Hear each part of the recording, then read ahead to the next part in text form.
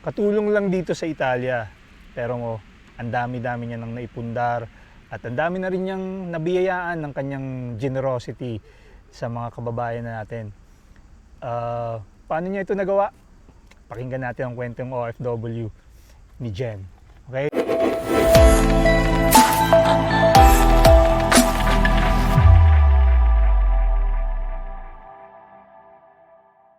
Magandang araw ulit mga kakwentuhan and welcome back sa ating channel. Today we have a very special guest once again na makakakwentuhan natin. Pasensya na kayo at medyo natagalan na naman ang ating bagong episode kasi po ako ay umuwi sa ating bayang Pilipinas para magpahinga ng konti naman. But anyway, but we're back. So abangan nyo ulit ang ating mga bagong kwento na mapapanood nyo ulit dito sa aming channel. Siguro ang ilan sa inyo kilala na o nakita na tong ating guest today kasi isa siya sa mga kilala at rising content creator dito sa Italia, lalo na dito sa Milan. So yeah, without further ado, tara at i-welcome natin ang ating guest ngayong araw na ito, si Jen. Ciao Jen! Welcome Hello. sa aming channel and maraming salamat sa pagpapaunlak ng konting oras mo para makakwentuhan namin. Pakilala ka naman para sa ating mga viewers. Hello, I'm Jennifer Malabanan Razon, taga Lemery, Batangas. Batangueña. Batangueña. Ayun. Medyo dumami ng ating mga naging kakwentuhan ng mga Batangueña, no? Baka may mga magtatanong sa atin, ikaw ba ay single o may asawa na? Married. Yun, married na. Sorry mga kakwentuhan, married na si Jen. Ayun. Jen, matanong ka lang, ilang taong ka ng OFW? OFW 16 kasi dumating ako 2008. 2008, ba? Matagal na rin. 2008. Well, 16 years matagal na rin. Matagal na rin. Medyo bumalik tayo ng konti, no? Sa mga panahon na hindi ka pa nag-a-abroad. Sino si Jen nung mga panahong ikaw ay nasa Pilipinas pa? Nung nasa Pilipinas ako, bago talaga ako nag-abroad, ako ay regular employee ng munisipyo.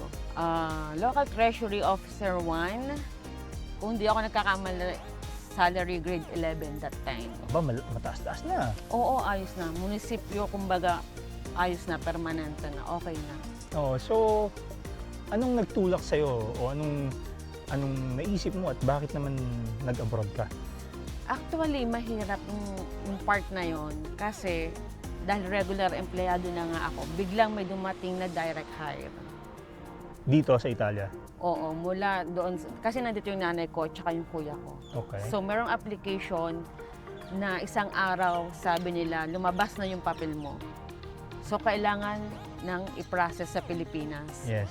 Ang hirap kasi, regular employee ka na. Yes. Tapos alam ko na pagdating mo ng Italia, normal na trabaho is katulong. Okay. Nag-oopisina na ako o magkakatulong ako. Yun ang iniisip mo ng mga panahon yun? Yun ang iniisip ko ng time na yun. Kaya mahirap. That time, normal kasi sa munisipyo, katapat niyan, simbahan. Okay. Araw-araw na sa simbahan ako na never kong ginawa. Talaga? Lagi ako nagdadasal pero yung mismong araw-araw na sa simbahan ako, doon ko nagawa nung time na yun. Kasi hindi ko alam kung anong pipiliin ko. Okay. Kasi regular empleyado na ako. Nasa Pilipinas na ako. Maganda, kumbaga maganda na yung career mo. Oo, kasi hindi lahat pwedeng maging regular agad na empleyado Ng gobyerno. ng gobyerno. Exactly, totoo yan, totoo yan. So Italy. dumating ka dito, kumbaga legal. Legal. Legal. Sabihin na natin, konti na lang yung nagastos. Konti na lang Unlike yung nagastos. sa mga dati na proseso bago ka makarating ng Italia, may mga Malaki ang babayaran sa malaki ang processing fee and everything, sa Oo, agency oo. fee, ganun. Mm-mm. When you first got here sa Italy, nung nakapag-decide ka na sige na nga, punta na nga lang ako sa Italy. Anong pakiramdam mo nung dumating ka dito sa Italy? Nung una talaga from Malpensa going here, Oo. makikita mo parang nasa Buendia ka lang. Natural Buendia. naman yung unang parang Buendia lang. Ang maganda kasi doon, parang okay, Italia na. 4 days pa lang kasi ako noon, nung ako'y unang pasok agad, na-hire ako. 4 days pa na ako sa Italia. Pero yung first day ko, hindi ko makakalimutan. Mm. Kasi yung kuya ko, isinama ko alas 3 na madaling araw. Winter time, February kasi yun eh. Oo. Winter time, magtatapon ng basura. Talaga? From office girl, magtatapon ng basura. Nang madaling araw. Nang madaling araw, malamig. First time ko sa bansang malamig. Grabe, no? So, anong feeling mo nun? Tapos kailangan mong lumakad, kailangan mong habulin yung sasakyan. Kasi merong time pala dito. Laging Oo, may oo. time na Sure. ganitong oras gagawin mo to. Tama, tama. Sumama ako sa kuya ko. Kasi Portinayo siya, pero meron din siya mga part-time sa mga bangko. Oo. Pagtatapon siya ng basura. Alas 3 na madaling araw, nakarating siguro kami mga 3:34. Nakihakot ako ng basura. Mm. So, ano yung pakiramdam ng mga oras na yun? Nung una wala pa. Hindi ko pa siya nararamdaman pagdating ko ng bahay. Ayun. Oh. Anong nangyari? Umiyak ako. Umiyak ako dahil sabi ko, paano yun? Ganito. From nag-oopisina ka, 8 to 5 na work. Nasa office ka, nasa table ka lang. Tapos biglang naghakot ako ng basura. Malamig. So parang iyak agad. Pero nung time na yun kasi, meron pa akong 1 year na chance. Okay. Pwede pa akong bumalik ng munisipyo. Mm-mm. Pero hindi na ako nakabalik. Hindi ka na nakabalik. Hindi na ako nakabalik. So, during that time, nung specific time na yun, nung umiiyak ka dahil doon sa karanasan mong alas 3 ng madaling araw, naghahakot ka ng basura dito sa Italia, sa Milano. Naisipan mo bang ayoko na ng ganito, gusto ko na umuwi? Mahirap kasi ang mahirap na sitwasyon kasi meron akong chance na bumalik. Within 1 year, pwede pa ako mag-opisina. Okay. Kaso lang, after 4 days, may trabaho na ako.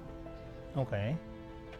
4 days pa lang ako sa Italia, may trabaho na ako. Nakatrabaho ka na. Yung 3 days ko, sumasama ako sa kuya ko para makita kung paano sila magtrabaho. Okay. After 4 days, may trabaho na ako. Okay. Matanong kita, ano yung naging trabaho mo nung ika-4 na araw na yun? Babysitter, all-around katulong. Okay. So, sa bahay? Sa bahay. Bagong anak yung baby. Talaga? Hindi ako marunong mag-alaga ng bata. Nung tinanong ako ng amo ko, marunong ka mag-alaga ng bata? Si. Dahil yung pamangkin ko, merong akong hipag bagong anak nung umalis ako ng Pilipinas. So, kahit pa paano may experience kang magbuhat ng bata? Actually, wala. Wala ba? Mali pala. Actually, wala akong experience. Pero nung sinabi ng amo ko, marunong ka mag-alaga ng bata, oo. Umuo ka na lang. Oo ng oo. So, paano yun? Natanggap ka? Natanggap ako. That time, 6 months ang proba. Sa Tagalog. Oo, yung parang trial Oo, 6 months bago ako naging permanent. doon sa trabaho na yun. Sa trabaho na yun. Okay. Anong pakiramdam? Biro mo, from an office girl, regular employee sa Pilipinas, bigla kang naging katulong dito sa Italia. Una, puro adjust. Kasi hindi naman tayo nasanay ng katulong araw-araw. Mm-mm. Yung mula pagpasok mo ng pinto hanggang paglabas mo ng pinto, katulong ka. Kahit nag-aalaga ka ng bata, hindi ako marunong humawak ng bata, ang lambot. Mm-hmm. So talagang lalakasan mo lang yung loob mo. Kasi trabaho eh. Yes. At may chance kang maging permanente sa trabaho mo. Okay. Kaya nagtiyaga ako. So hindi mo na inisip na sige lang. Dito muna ako. Kasi in your mind, if ever na hindi magkaigi, meron ka pang babalikan. Oo, may fallback ako. Yeah, Pwede yeah. pa ako mag-office. Kaso lang that time, syempre nagsweldo ka na. Tapos, mahirap noon bakasyon. Mm. Kasama lagi ako sa bakasyon ng amo. Yan, speaking of that, so from that time on, yun ang naging work mo o nagkaroon ka pa ng ibang mga trabaho? 16 years ko na siyang trabaho. Talaga? Until now. Hanggang ngayon? Until now, siya pa rin ang trabaho ko. Grabe, no? Nag-iba lang ng oras, nabawasan kasi 16 years old na yung bata. So, basically, ikaw ang nagpalaki doon sa bata? Oo. Ang galing, no? 13 years old, nagpapaligo pa ako ng bata. Talaga? Kasi hiniling ng bata. Oh, that's nice. But, ibig sabihin, na naging parang second nanay ka na ng batang Oo, inalagaan. kasi nung time na yon, ganito pala ang buhay sa Italia. Magtatrabaho ka, babalik ka ng bahay tutulog, trabaho ulit. Bahay, trabaho, bahay, trabaho. So for 16 years ganun ginagawa mo. May mga ibang part-time jobs ka pa bukod doon sa trabaho mo yan? Before, wala. Siya lang talaga. Lahat ng bakasyon. Pero ang maganda doon, nakarating ako ng ibang bansa. Okay, kasama ka nila. Naranasan ko ang mga mamahaling hotel. Masasarap na pagkain. Oh, wow, Libre ang aking travel. nice. Oo. May sweldo pa. Yun ang isa sa mga perks ng pagiging katulong Oo. in the sense, pero, you know, Oo.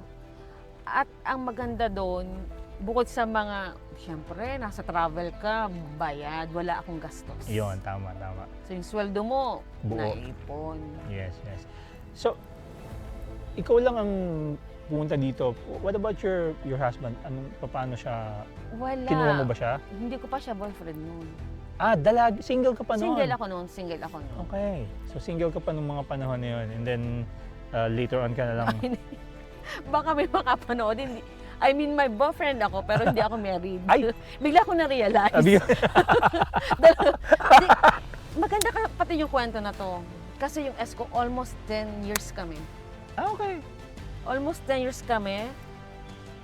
Pagdating ko ng abroad, nagkawala ka. Oh, that's sad. Siguro dahil magkaiba na, pati mga oras. Oh, siguro mahirap yung Mm, LDR no? Pati yung changes sa buong ako. Kasi Oo. yung katulong, Yes. puro trabaho. Pag nagkatulong ka dito, hindi katulad sa Pilipinas. Ngayon sa Pilipinas, mas demanding ang katulong. Guess sa mga amo. Dito, katrabaho ka talaga. Totoo yan. Hindi tayo, nung panahong una, hindi naman tayo mahawak ng cellphone. Totoo.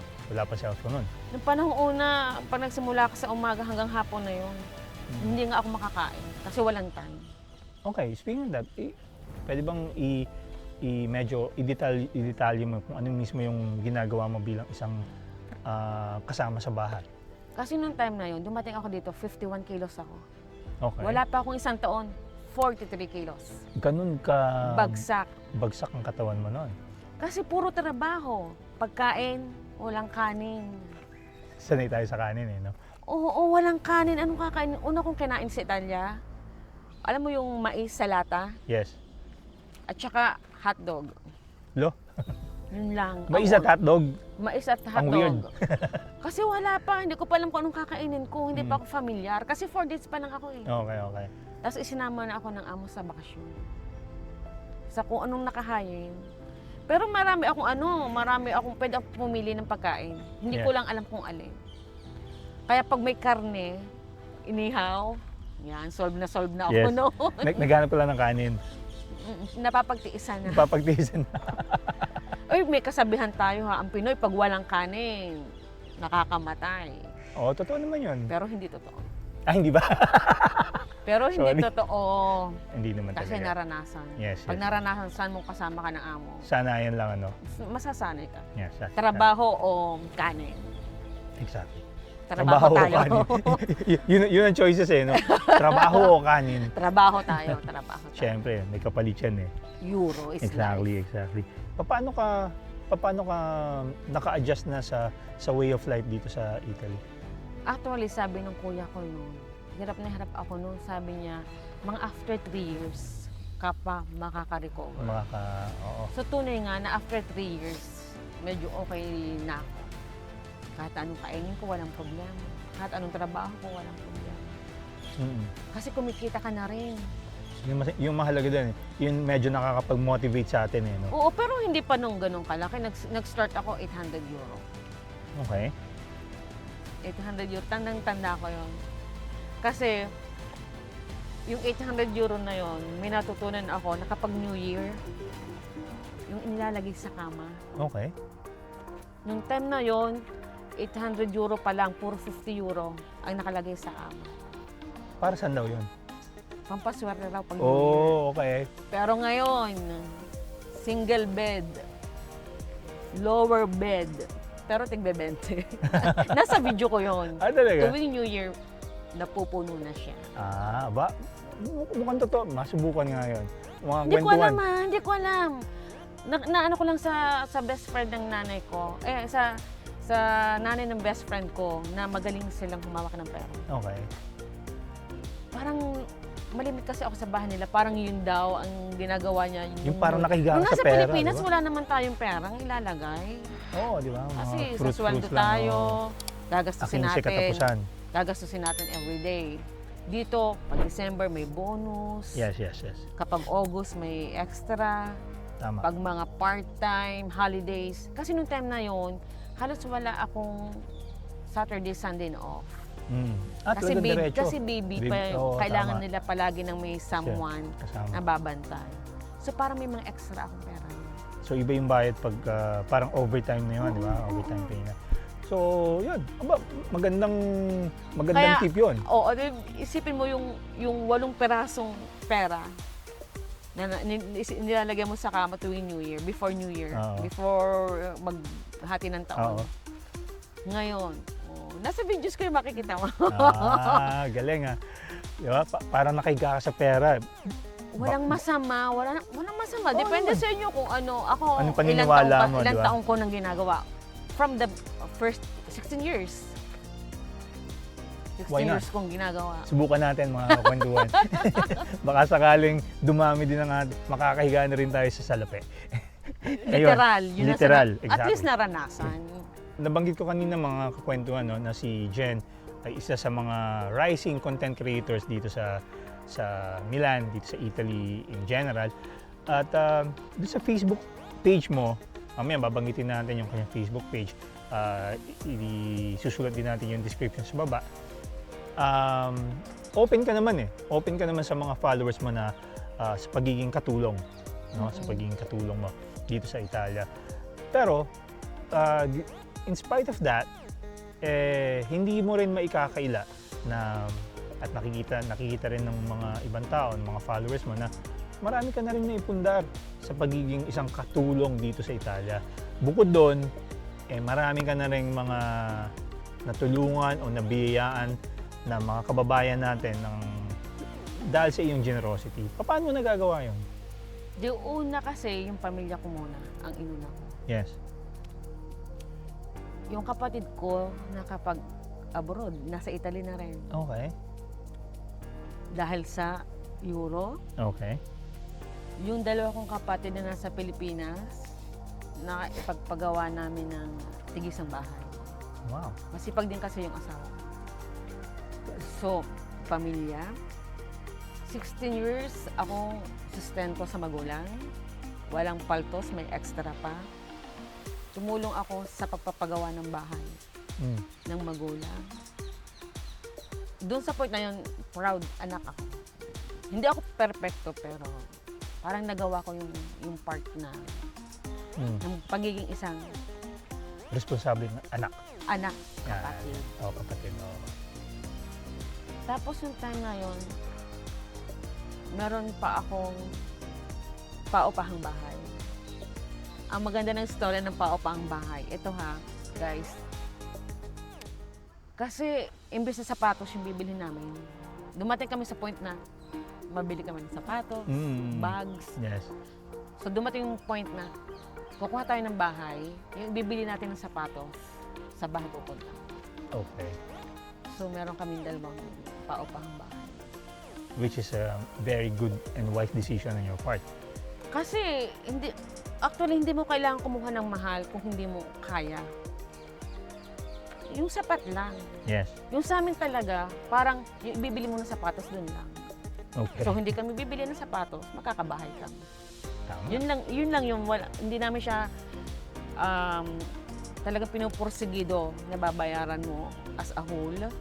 Parang ginagawa lang namin, oy, bawal kang bumili ng sapatos kasi may bahay. Meron tayong paglalagyan na iba. At also, napapaupahan namin. So, okay lang. Kumikita. Pero ako nakikita ko sa page Oo, mo. Kaya doon din nagsimula yung pagbibigay ko. Okay. Kasi bigla ko na-realize, sa 16 years, wala akong record ng utang. Oh, wow. Hindi ko minamasama yung may utang. Hindi natin Alam kung anong kung may pinagdadaanan kanya-kanya nila. kasing istorya. Exactly, May kanya-kanyang istorya. Walang masama doon kasi sila naman yung magbabasa. Yeah.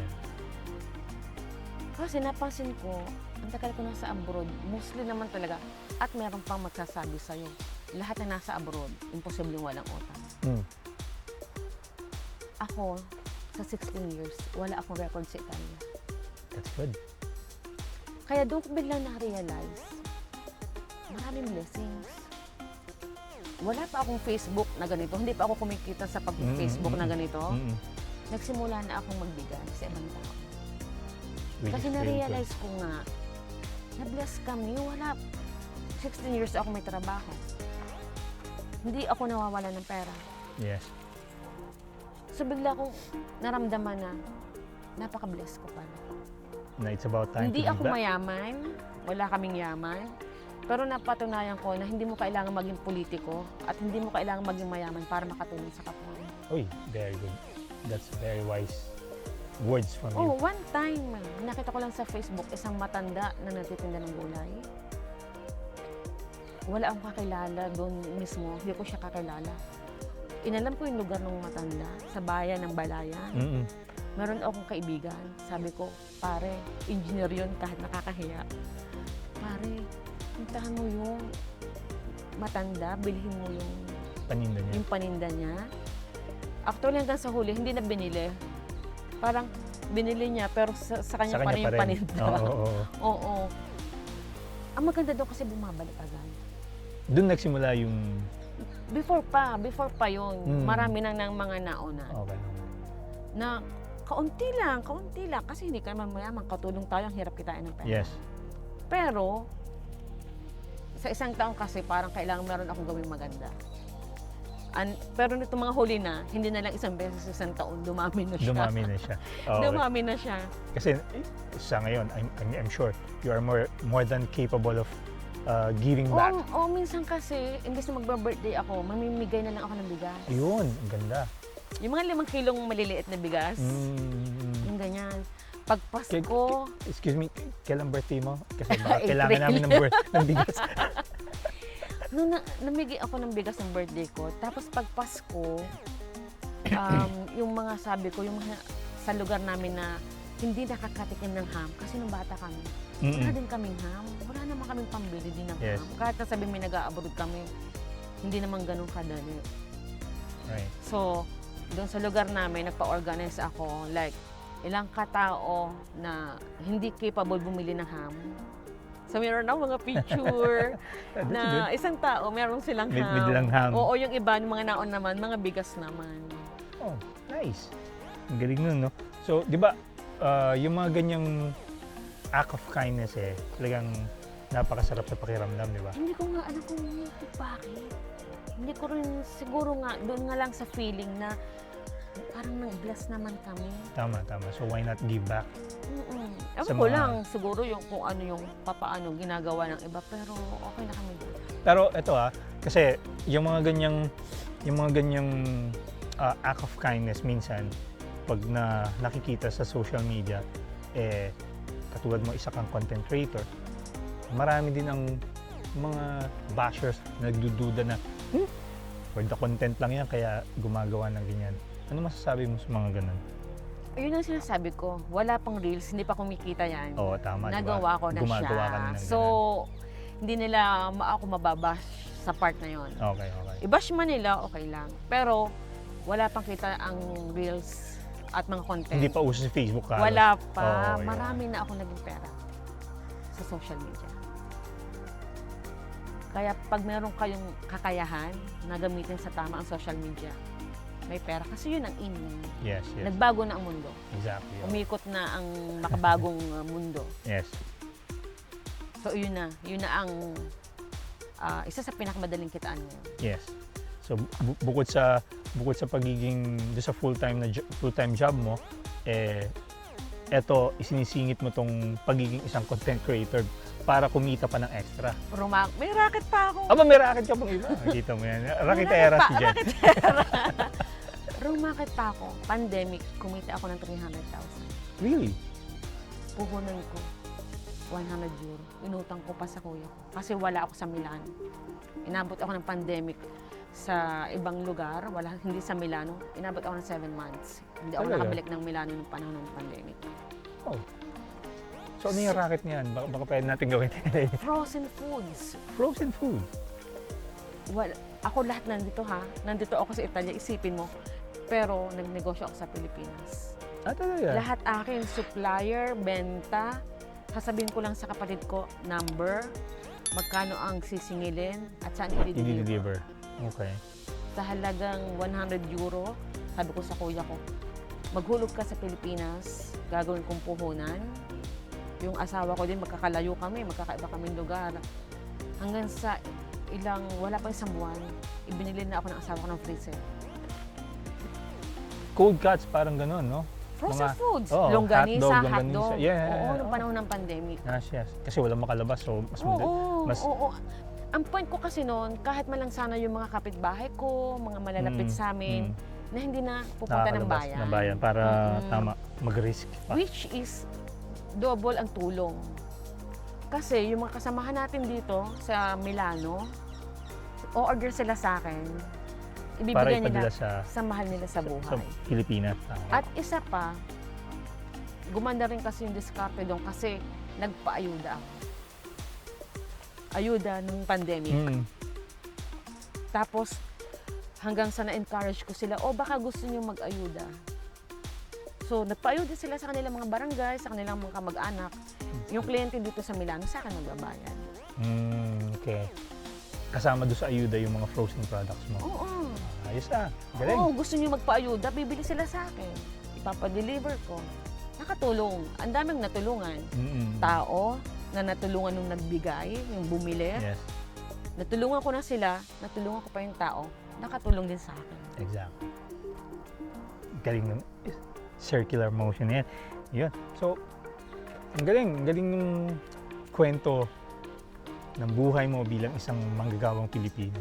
At definitely, sa mga manonood natin ngayon, marami silang mapupulot na inspiring words from you na hindi kailangan katulong. Ang ganda na sinabi mo kanina, hindi nyo kailangan maging mayaman o maging politiko para makatulong. Kasi kung meron kang capability at sa sarili mo ay alam mong kaya mong tumulong, bakit hindi, di ba? At saka hindi ko siya ipinopost para ipagyabang. Yes. May purpose din yon. Nakaka-encourage ka ng tao. Exactly. Yung iba makikita nila, oo nga, ako din, gusto ko din tumulong. Tama. So, imbes na yun lang yung natulungan mo, yung ibang tao tumulong din sa iba. At saka, most probably, yung natulungan mo, baka yun din ang maging daan para, they will pay it forward na sila din, pwede rin tumulong sa iba. Oo. Dahil sa Mag-encourage tayo din ng kagandahang loob, kabutihan. Nakaka-encourage din tayo ng tao. Yun. So yan mga kwentuhan, sana ay nakapagbigay inspirasyon ng kwentong OFW ni Jen. Jen, bago tayo magtapos, no, meron ka bang, bilang isang OFW, meron ka bang pwedeng maipayo o masabi sa ating mga kababayan sa Pilipinas na may mga kamag-anak o may mga mahal sa buhay na katulad nating OFW? Anong pwede mong maipayo sa Alam kanila? mo, actually marami. Kasi yung nanay ko OFW na rin, nauna siya, so nasa Pilipinas pa ako, so OFW rin siya. Marami rin kasi akong binago doon. Nung panahon ng nanay ko kasi, lahat ng kamag-anak, lahat ng uutang, puro bigay, lahat ng humingi ng tulong, kaliwat ka na bigay. Yun ang hindi ko kinuha. Okay. Tumulong ka sa kakayahan mo. Huwag mong kakalimutan ang pamilya mo at ang sarili mo. Huwag mo ibibigay lahat. Kaya maraming mga OFW ang umuwi nang wala. Tama yan. Or tumatanda nang walang naitabi. Para sa kanilang sarili. Oo. Kaya sabi ko nga, sa mga magulang, iba na rin naman yung panahon, turuan natin yung mga anak or mga bata na at the right age, huwag na yung nanganak na, bininyigan yung bata, yung silolo pa rin lahat. Yes. Kasi baka pagdating ng hindi na nila kaya, wala na silang maibigay, baka naubusan sila. Kaya nga. So, unahin din ang sarili. Hindi masamang magbigay, pero magtitira ka sa sarili mo. Dapat alam mo yung amount na ibibigay mo. Pwede ka rin magsabi ng no Lalo na ngayon, mahirap ang buhay. Oh, yes. Magpasalamat ka pag may nagpahiram sa'yo. Tama. Kasi iba na ngayon ang buhay, ang hirap na kitain. Matuto ka magsabi ng no dahil hindi mo alam pag ikaw ang nangailangan. Wala kang maduduko. Exactly. Yun. Napakaganda. Pati ako natatouch doon sa Oo, sinasabi pati mo. yung mga anak ng mga OFW. Guys, ako ay isang anak ng OFW. Wala akong magulang habang lumalaki. Ako meron akong tatay, which is iba. Kasi iba ang aruga ng nanay. Of course. Ang pinaka-the best yung magagawa is mag-aral. Proud ako may diploma. Yes. At iyon ang kauna-unahang ikakaligaya ng magulang. Na nasa abroad. Kahit wala sa abroad. Kahit Lahat sa ng abroad. magulang. Exactly. Pag pinag-aral ka, mag-aral ka. Kasi, binibigay niya na sa inyo eh. Dapat, pagbutihin niyo, yun lang naman. Yeah. Tama. Ang may bibigay niyo sa magulang niyo, mostly naman ang laging gusto ng magulang, mag-aral kayo, magtapos kayo. Yes. Okay. Para naman sa mga katulad natin na sa ibang bansa na OFW, kahit saang bansa man sila naroon ngayon, ano naman ang pwede mong words of wisdom na pwede mong ibahagi sa kanila? Ito, napansin ko rin kasi minsan marami rin kinakapos kahit may trabaho tayo. Kung kaya nyo na mag-extra, racket, marami nang gumagawa nito. Exactly. Kahit OFW ka, racket, extra, additional income. Marami na din to mga financial guru sa Yes. mga social media Of course. na nagtuturo.